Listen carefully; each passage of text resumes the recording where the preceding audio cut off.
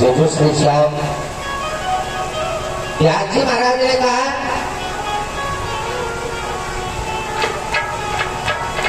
कि मैं भागवत जी लिखूंगा भी, लेकिन चले कहाँ। नारद जी ने कहा आप सबसे पहले सरस्वती जी में स्नान करके आओ। आज व्यास जी महाराज सरस्वती में गए और स्नान करके बद्रीनाथ पहुंच गए। कहाँ बातें शुरू हो गई और तो प्रथम दिवस नहीं लगा है। सत्संग में ज्यादा होती है ना बातें, दुख सुख की सभी बातें यही हो जाती है। बहुत बहुत दिन हो जाते हैं बिना बतलाए, कब मिले वहां मिले कथन वाले में। और सत्संग का ऐसा बहाना हो जाता है कि वहां दुख सुख की बातें शुरू हो जाती है। देखिए यही तो भागवत कथा कहती है, अगर आप सच्चे मन से सच्चे भाव से अगर भगवान की कथा सुनोगे ना, तो मैं सच्चाई के साथ कह रहा हूँ 7 दिन में ही तुम्हें दर्शन हो जाएंगे। बिल्कुल सच बात है। ये मैं सोचना व्यास जी झूठ बोल रहे हैं, हकीकत में आपको दर्शन हो जाएंगे अगर आपके भाव है भगवान की कथा को सुनने के लिए। लेकिन भागवत जी को तो मनोरंजन बना रखा है, मनोरंजन साधन। ढोलक भी है, हारमोनियम भी है, भजन भी है। आधे से ज्यादा तो भजन सुनने हमें गुरु जी बड़े अच्छे भजन सुनाएंगे। अरे भजन तो आजकल मोबाइलों पे सुनो, डीजे में बहुत भजन हो रहे हैं आजकल। ये भागवत जी हमें ये सीख देती हैं कि हमें भगवान से मिलना कैसा है। मैंने बताया था ना, भक्त को भगवान से मिलाना ये भागवत जी करती है। अब भागवत जी को तुम सुनोगे तो भगवान जी से मिलोगे, और भागवत जी को नहीं सुनोगे तो खाट में जाकर सो जाओगे, कुछ याद नहीं रहेगा। इसलिए चाहे मैं 10 मिनट की कथा सुने, लेकिन बड़े श्रद्धा से, बड़े भाव से, बड़े आनंद के साथ भगवान की कथा को सुने। जब हम भगवान की कथा को सुनते हैं ना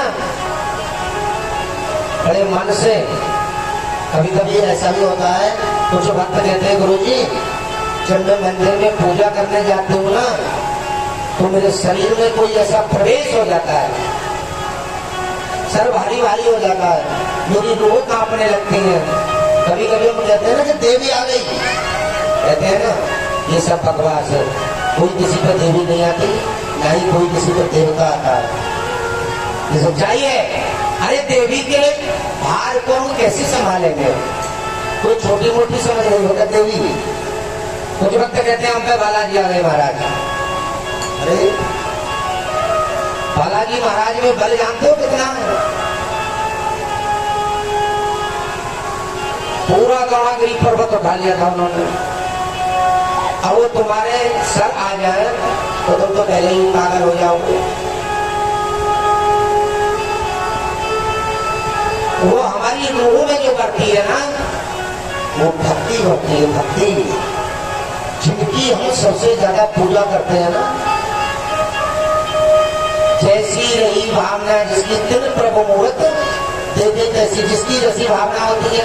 अगर मैं भूत की पूजा करने लग जाऊं प्रतिदिन शमशान घाट में, तो मेरे ऊपर भी भूत शुरू हो जाएंगे। अगर हम झारवीर महाराज की पूजा कर रहे हैं, आजकल मैं देख रहा हूँ चाबुक लेने के पीछे मार रहे हैं, हट जाओ अब झारवीर बाबा आ गए। और मूर्खों से पूछे कि झारवीर बाबा कैसे आ गए? आते हैं, उनके सर नहीं आएंगे वो। बाबा किसी के सर नहीं आते, बाबा तो हैं लेकिन सर किसी के नहीं आते हैं। वो अपने भक्तों को दर्शन देकर के जाते हैं। और आप आप भक्त भी प्रतिदिन दर्शन करते हैं साक्षात भगवान के, किसके? हनुमान जी महाराज के। करते हो ना? कहाँ? कथा में, वो करिए गदौला में। कथा में भी दर्शन करते हो, क्यों? जब हम कथा को प्रारंभ करते हैं तो बोलते हैं ना, कथा प्रारंभ हो गई, आओ वीर हनुमान। भगवान जी हनुमान जी को आसन देते हैं, आप सभी के बीच में हनुमान जी बैठे हैं।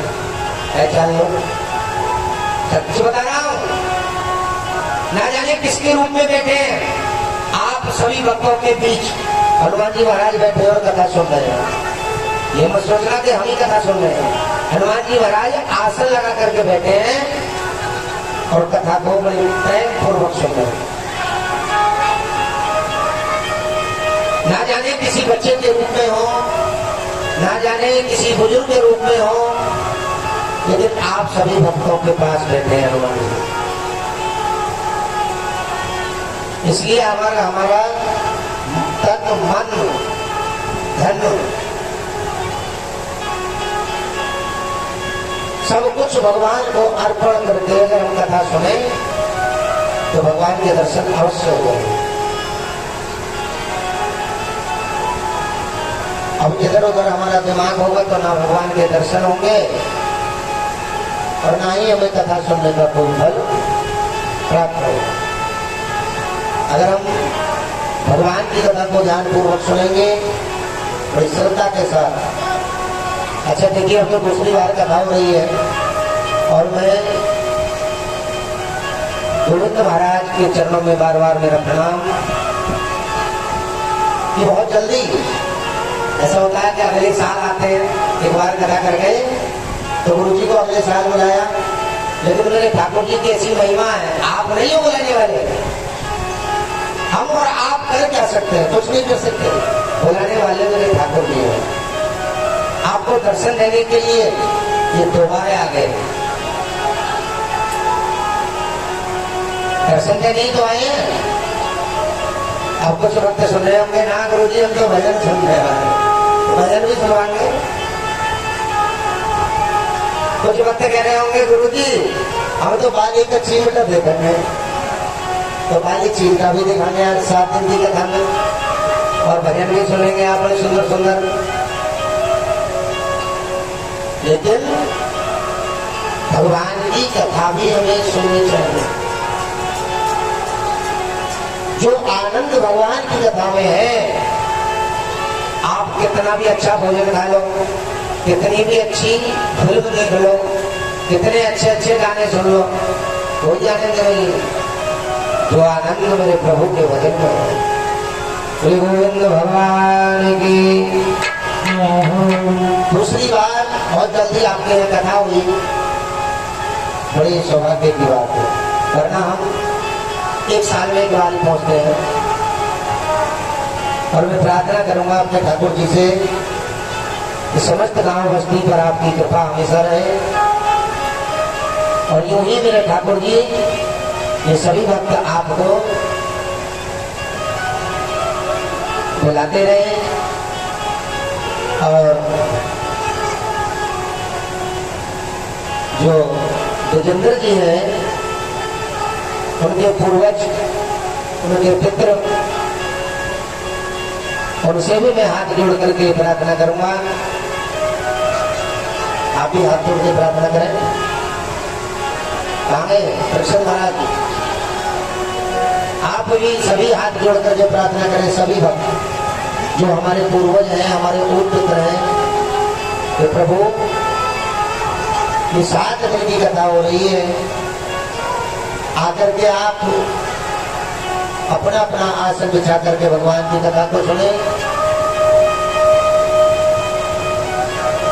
क्योंकि आप भक्त कुछ भक्त तो हैं जो अकेले ही कथा को करा लेंगे, और दूसरी बार कथा हो रही है तो भक्त तो कुछ होशियार भी हो गए होंगे। अन्न कौन कौन लेकर के आया? अनाज, आटा, चावल, गेहूं कौन कौन लेकर के आए हैं? भैया तुम भी नहीं लेके आएंगे। अभी जो स्कूल में कथा हुई थी तो फिर क्या फायदा हुआ कथा सुनने का, जब आपको इतनी बात ध्यान में नहीं रहा कि कथा में अन्न का ले जाना बहुत जरूरी है। कल से ले लो, आज बता भी आएगा कि दिन में कथा हो जाएगी। अरे इच्छा, जैसे मेरे ठाकुर जी की इच्छा है, प्लान कुछ नहीं था कि आज दिन में कथा होगी, लेकिन मेरे ठाकुर जी की कृपा थी। भैया जब सुबह कलश यात्रा हो गई तो मुझे धूप में क्यों बैठा रहे हो, घंटे तो मेरी कथा ही हो जाए।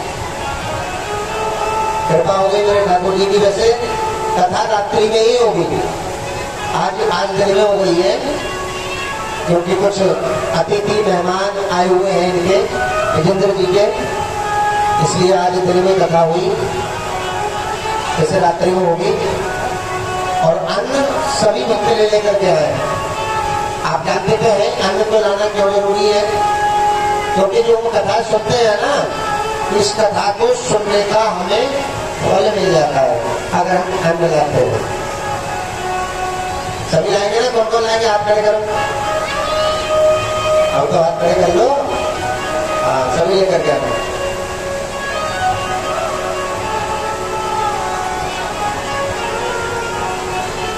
वेद व्यास जी ने कहा कि ठीक है नारद जी, जब आपकी ऐसी बात है तो हम बद्रीनाथ चल रहे हैं, लेकिन एक बात बताओ